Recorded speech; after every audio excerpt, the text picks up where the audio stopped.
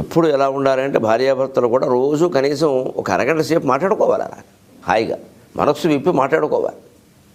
పొద్దున సాయంత్రం ఎప్పుడో అప్పుడు కేవలం వాళ్ళ కోసమే ఆ సమయం. కాఫీ ఆవిడ పట్టుకురాగానే ఏమైనా నువ్వు కూడా తెచ్చుకోవయ్యా, కాసేపు నీతో మాట్లాడితే నాకు ఆనందంగా ఉంటుందంటే ఇంత లావు అవుతారు, 2 కేజీలు బరువు పెరుగుతారు. ఆనందం చాలా వ్యాధుల్ని పోగొడుతుందండి, అసలు రానియకుండా చేస్తుందండి.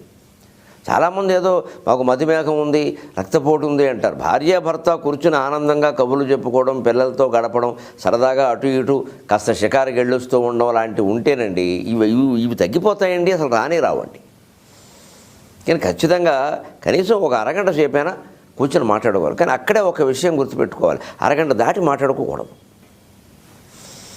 అవసరమైతే మళ్ళీ వాయిదాల పద్ధతిలో 2వ సీటింగ్ వేయాలి. అంతేగాని ఇంకా దొరికింది కదా, బాగుంది కదా అని అలా కొనసాగిస్తే అనవసరపు మాటలు వస్తే తగాదాలు అక్కడ కూడా వస్తాయి.